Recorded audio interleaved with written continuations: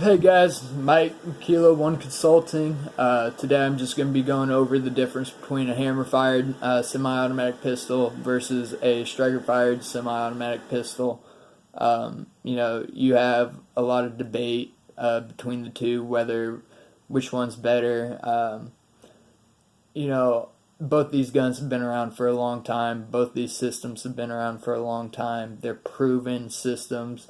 They're both reliable systems, and it really comes down to preference. You'll have everybody arguing one way or the other, but I'm just going to get into some of the differences.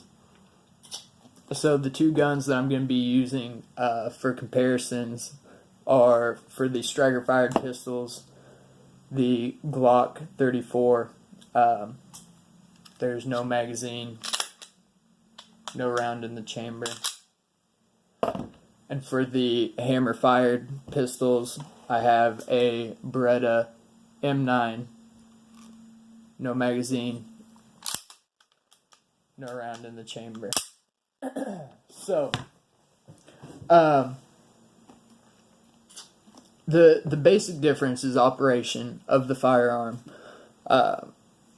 We'll get into the hammer-fired first. With the hammer-fired semi-automatic pistol, you have this external hammer here, and if you can see it, that little bump that's moving, that is your firing pin. How a hammer-fired pistol works is when you pull the trigger, the hammer moves forward, striking the firing pin, sending the firing pin forward, hitting the primer of the round, igniting the round, and that's how that works. With a striker-fired pistol, everything is internal. You have no external hammer. When you rack your slide, you are pulling the you're pulling the striker back, and tensioning the striker spring. And after you cycle the slide, you have a striker block internally, which is blocking the striker channel, preventing the striker from moving forward until you pull the trigger. When you pull the trigger, that moves your striker block out of the way of the striker channel, and the tension on that spring sends the striker forward, striking the primer of the round, setting the round off. And that's the basic difference. I'm not gonna break these guns down and show you the internals and how it works. That's the gist of the difference between hammer fired versus striker fired. With a hammer fired semi-automatic pistol, these are commonly double action, single action firearms, which means as of right now, this is in a double action state, which means the hammer is forward. You have a long, heavy trigger pull, moving your hammer rearward until you hit that wall where you release the sear, sending the hammer forward, striking your firing pin. So if this were a loaded gun and you fire in double action mode, sets the round off, cycles the next round, now you are in single action mode, which means your trigger or your hammer is all the way back. The take up is already moved out of the way for you, and you have very little travel, very little take up. You hit that wall and you have a very clean, crisp, light trigger pull, which breaks there. You have some options with the hammer-fired double action, single action pistols. These options are, like I had mentioned, you are in double action mode. Okay, let's say you rack your slide, cycle around, you don't want to carry in a single action state. You activate this safety here. As you can see, the firing pin moving. When you flip that safety up, you're moving that firing pin upward out of the way of the hammer. The safety releases the hammer, and you can go into fire mode, and now you are ready to fire in a double action state. And like I said, in this state, you have the long, heavy trigger pull. Click, bang, cycle the slide. Now you're in single action. You can also, with a round in the chamber,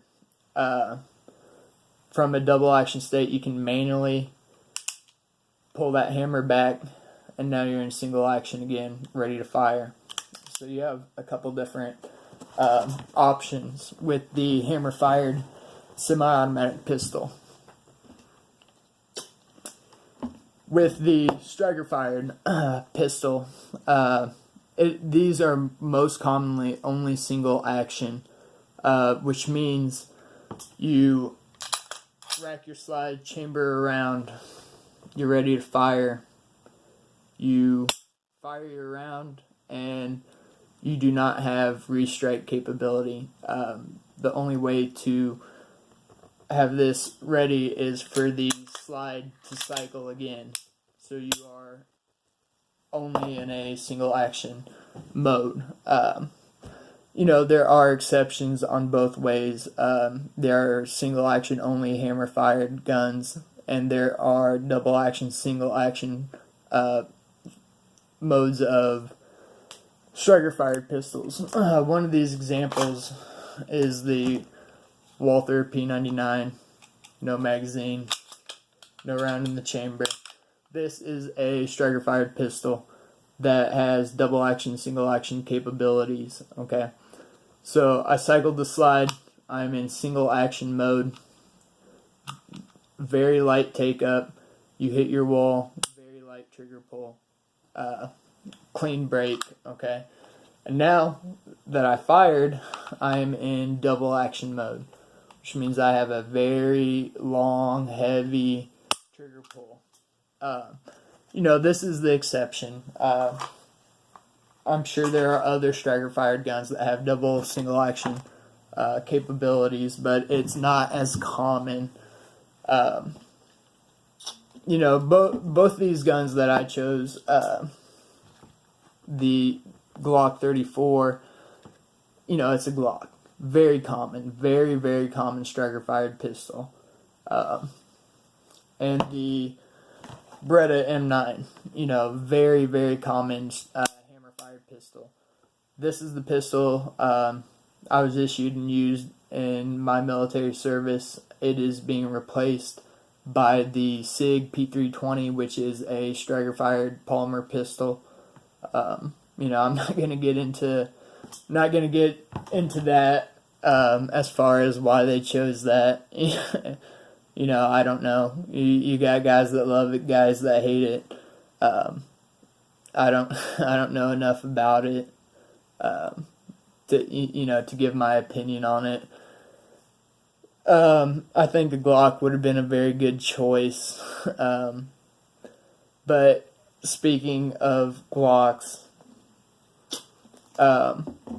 one of the things that a lot of hammer-fired fans will say is that the striker-fired pistols have a very mushy, spongy trigger opposed to a hammer-fired pistol like the M9 or the 1911.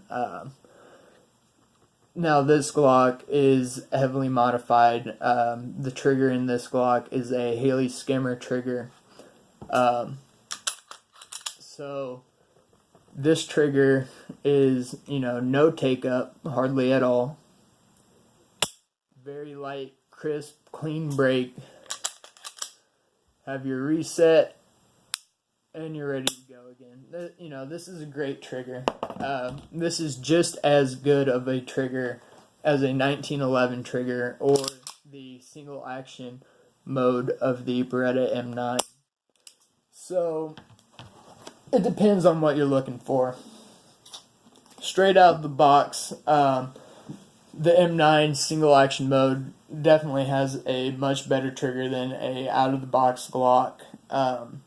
Same with the 1911. 1911 trigger straight out of the box is much better than most striker-fired pistols. That being said, with striker-fired pistols, you have more options for trigger upgrades, especially if you're using a Glock. There are so many options for triggers, spring kits, whatever you want in your striker-fired pistol.